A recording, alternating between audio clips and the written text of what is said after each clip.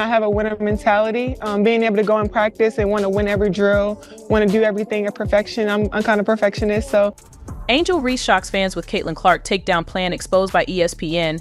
Angel Reese just got exposed by ESPN, and honestly, the higher-ups are practically laughing at her so-called master plan for 2025.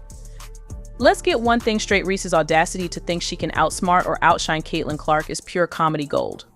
Outscoring Clark, building a loyal audience like hers, and breaking records at the same pace. Never happening. That's not a plan, it's a fantasy. The harsh reality is, Angel Reese is dreaming about what she can't have Caitlin Clark's greatness. Let me ask y'all this question. Who the hell is Angel Reese? Yes, Caitlin Clark, a living legend.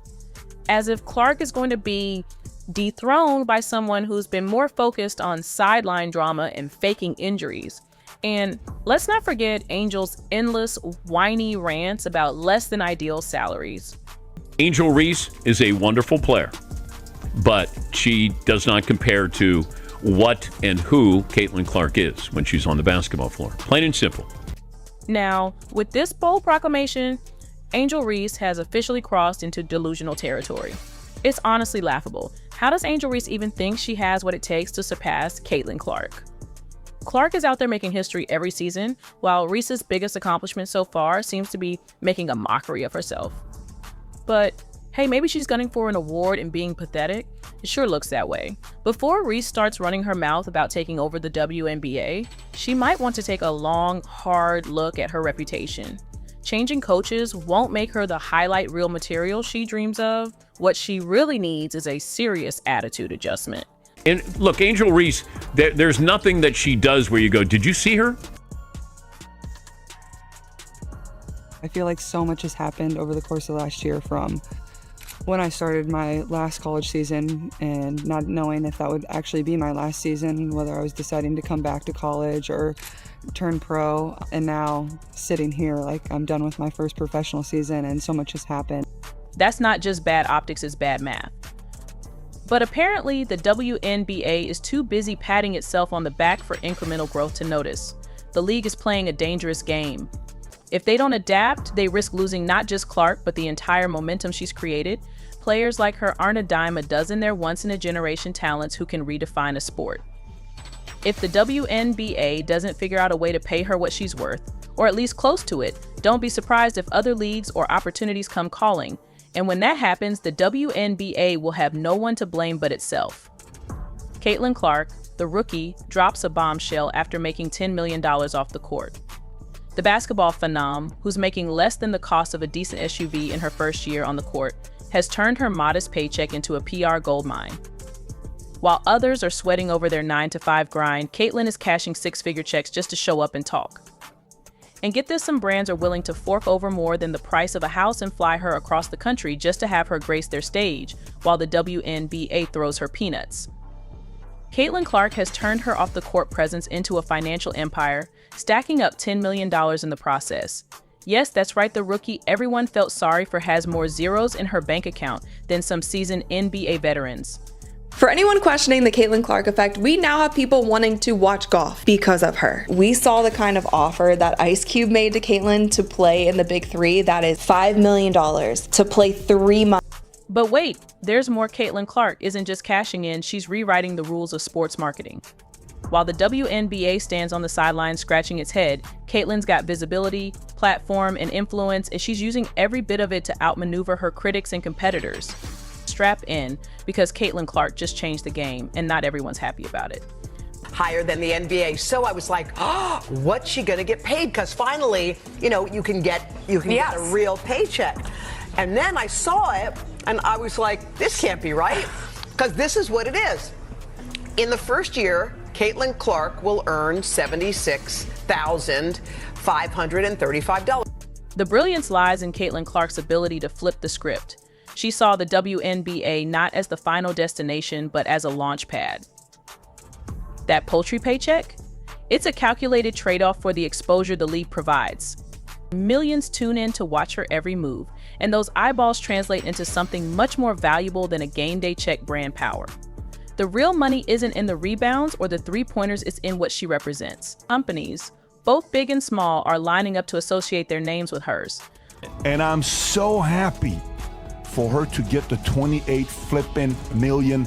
But wait, there's more. Take her speaking engagements, for example. While others grind away at 9-to-5 jobs, Caitlin Clark commands $100,000 for a half-hour virtual appearance. In person, double or even triple that. She's pocketed at least $600,000 this year just for showing up and talking. That's not work, that's printing money. And why wouldn't brands pay? She's magnetic, authentic, and a walking inspiration. People don't just listen to her, they buy into her. The reality is that, as far from a marketing perspective, Caitlin Clark is worth more than almost any pro basketball player in the world. Then there are her endorsement deals, which are in a league of their own. Nike, Wilson, State Farm, the big players in the game have all thrown their hats into the ring. Nike reportedly signed her for millions, and they didn't even need a pitch. Caitlin Clark doesn't need to convince anyone of her worth. Her name does all the talking. State Farm probably broke their advertising budget just to have her appear in one of those quirky commercials. Wilson, the iconic basketball brand, practically wrote her a blank check. Each deal cements her position not just as a player, but as a global icon. The WNBA just got brutally exposed after Caitlin Clark's insane ticket sales were leaked. Turns out she generates 25% of ticket sales, merchandise, and TV ratings. Clark is basically the WNBA's walking stimulus package, bringing in millions for the league. Yet, despite all the revenue she helps generate, she's only making $76,000 a year. Let that sink in. The WNBA has a gold mine in Clark, but they're paying her like she's working the concession stand. It's a harsh reality. They might not have noticed, but Caitlin Clark doesn't just play basketball, she changes the game. Whether the league likes it or not, the fans are here for her. The numbers don't lie, and neither does the passion she brings to the court. So, WNBA, it's time to wake up, pay her, celebrate her, or watch her take her talents elsewhere. And we all know who would be losing in that scenario. Last season, Caitlin Clark didn't just play basketball, she transformed it into a national event. From sold-out arenas to skyrocketing viewership, the numbers were jaw-dropping. The Indiana Fever's home opener tickets hit $271 for the cheapest seat, more expensive than 29 out of 30 NBA teams' openers. Yes, you read that right. Caitlin Clark playing in a WNBA game generated more buzz than the NBA's biggest stars. For context, $271 could get you a decent seat at an NBA game or nosebleeds at a Caitlin Clark showcase. Talk about priorities. It's not just ticket prices. Clark reportedly added $36 million in revenue for the city of Indianapolis alone since being drafted. Let's be clear, that's not just the team, that's the city, restaurants, hotels, local businesses. They're all cashing in. Meanwhile, Clark herself gets pocket change compared to her impact. Fans are scratching their heads, wondering how the league justifies paying her the same as players who, respectfully, couldn't sell out a high school gym. Social media exploded when it was revealed that Caitlin Clark is responsible for 25% of the WNBA's total revenue. One player, 25%. The reaction was a mix of awe, outrage, and sarcasm. Comments like "Clark is the reason this league is still afloat." And how does she not have her own private jet by now started flooding in? But the WNBA's response? Crickets. Let's not forget the TV ratings. When Clark played, her games often drew more viewers than marquee NBA matchups. For example, one of her college games pulled in 3.2 million viewers, outpacing a Warriors vs. Celtics clash at 3 million. Yes, women's basketball outperformed the NBA, but instead of celebrating this monumental shift, critics and even some WNBA players found reasons to hate. The numbers don't lie, but the league sure does. The WNBA wants to act like its success is the result of collective growth, but let's be real, it's Caitlin Clark dragging the league forward, kicking and screaming. Without her, those TV ratings plummet, those ticket sales nosedive, and those merchandise profits evaporate. The league should be bending over backward to keep her happy, not sticking to antiquated pay structures that scream, "We don't actually value you." Fans aren't blind to this nonsense. Social media is flooded with calls for change. People are pointing out the absurdity of her paycheck compared to her impact. It's not just about fairness, it's about business. You don't underpay the person responsible for your survival. That's not just bad optics, it's bad math. But apparently, the WNBA is too busy patting itself on the back for incremental growth to notice. The league is playing a dangerous game. If they don't adapt, they risk losing not just Clark, but the entire momentum she's created. Players like her aren't a dime a dozen, they're once-in-a-generation talents who can redefine a sport. If the WNBA doesn't figure out a way to pay her what she's worth, or at least close to it. Don't be surprised if other leagues or opportunities come calling. And when that happens, the WNBA will have no one to blame but itself. Caitlin Clark, the rookie, drops a bombshell after making $10 million off the court. The basketball phenom, who's making less than the cost of a decent SUV in her first year on the court, has turned her modest paycheck into a PR goldmine. While others are sweating over their 9-to-5 grind, Caitlin is cashing six-figure checks just to show up and talk. And get this, some brands are willing to fork over more than the price of a house and fly her across the country just to have her grace their stage, while the WNBA throws her peanuts. Caitlin Clark has turned her off-the-court presence into a financial empire, stacking up $10 million in the process. Yes, that's right, the rookie everyone felt sorry for has more zeros in her bank account than some seasoned NBA veterans. For Clark, the transition from college to the WNBA wasn't just about showcasing her skills, it was about proving that she belonged at the highest level of the game. Critics like Swoops doubted Caitlin Clark's ability to handle the physicality and pace of the professional game, but Clark didn't just meet expectations, she shattered them. Her adaptability against defenses, ability to play through contact, and knack for making clutch plays in critical moments showcased a level of maturity rarely seen in first-year players. Swoop's initial critique of Clark wasn't limited to her playing style, she also questioned Clark's ability to lead a team, suggesting that her individual success might come at the expense of team cohesion. Once again, Clark defied expectations. Her unselfish play and ability to rally her teammates became one of the Fever's greatest strengths, solidifying her role as both a star player and a team leader. Whether it was her chemistry with veterans like Kelsey Mitchell or her mentorship of younger players, Caitlin Clark proved she was more than just a scorer, she was a leader. As the season progressed and Clark's impact became undeniable, Swoops shifted her narrative, focusing on other aspects of Clark's game while avoiding direct acknowledgement of her earlier predictions. This wasn't the first time Swoops' comments had missed the mark, but the stark contrast between her words and Clark's reality only added to the drama surrounding the ongoing feud.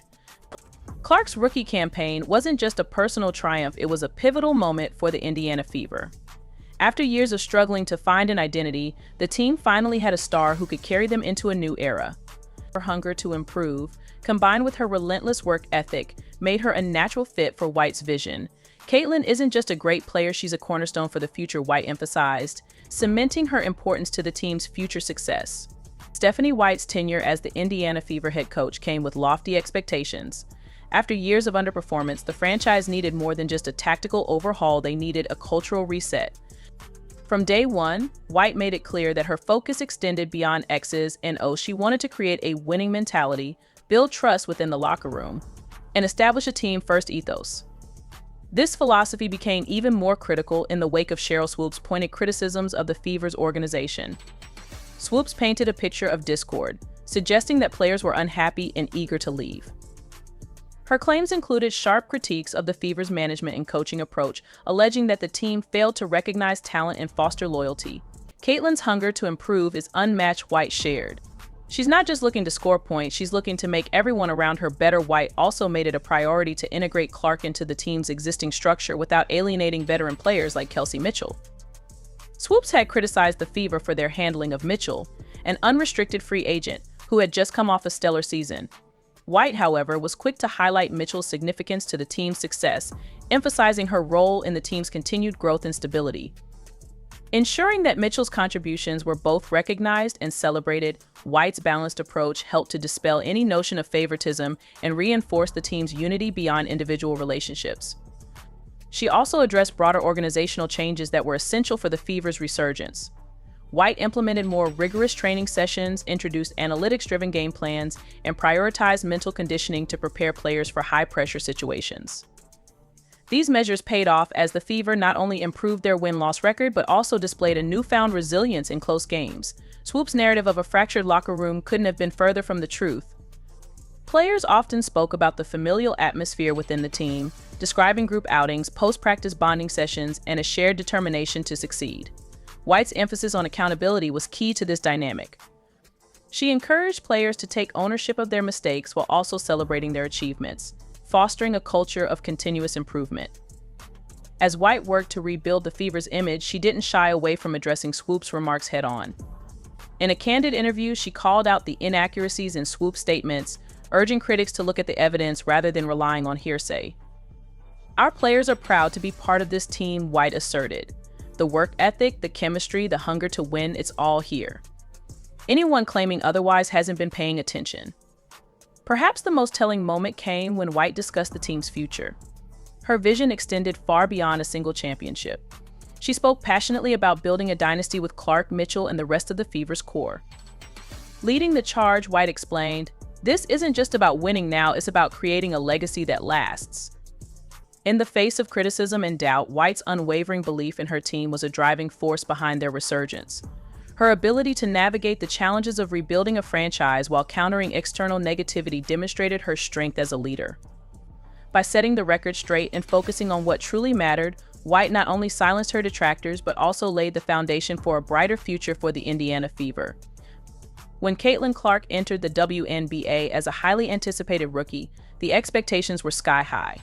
The Indiana Fever, in desperate need of a game changer, had selected Clark in the draft, and everyone from fans to analysts had their eyes on her performance. But one particular voice echoed across the basketball community with criticism: Sheryl Swoopes. Swoopes, a legendary player and analyst, had been outspoken in her belief that Clark's game wouldn't translate to the professional level.